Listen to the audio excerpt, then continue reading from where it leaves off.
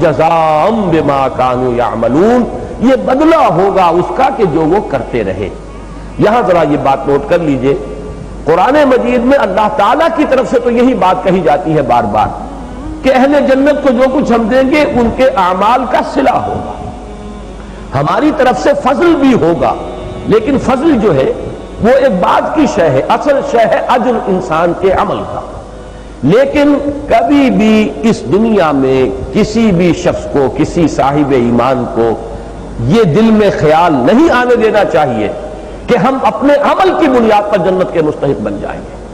عمل کریں، امکانی حد تک کریں، زیادہ سے زیادہ کریں، جتنی محنت ہے کریں، لیکن یہ کبھی یہ نہ سمجھا جائے کہ ہم اپنے عمل کی وجہ سے جنت کے مستحق ہو جائیں گے، بلکہ یہ کہ ہمیشہ انسان اپنی خامیوں پر نگاہ رکھے،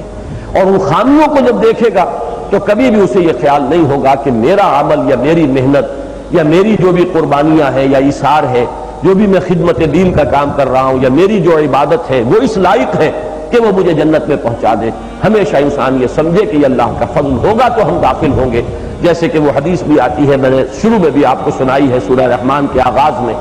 کہ حضور نے فرمایا کہ کوئی انسان بھی جنت میں محض اپنے اعمال کی بنیاد پر نہیں جا سکے گا جب تک کہ رحمت خداوندی دستگیری نہ کرے۔ اور جب صحابہ میں سے کسی نے ہمت کی اور پوچھ لیا کہ کیا حضور آپ بھی؟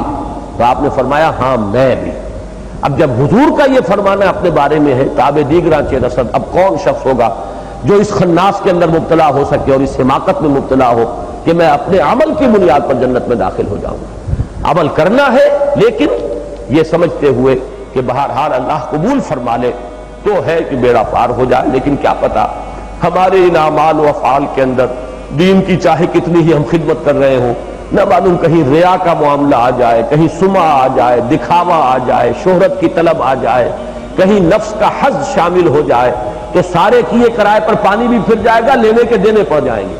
وہ بڑے سے بڑے نیکی کے اعمال جو ہے وہ شرک قرار پائیں گے۔ من صلی یرائی فقد اشرکا ومن صام یرائی فقد اشرکا ومن تصدق یرائی فقد اشرکا۔ جس نے دکھاوے کے لیے نماز پڑھی اس نے شرک کیا، جس نے دکھاوے کے لیے روزہ رکھا وہ شرک کر چکا، جس نے دکھاوے کے لیے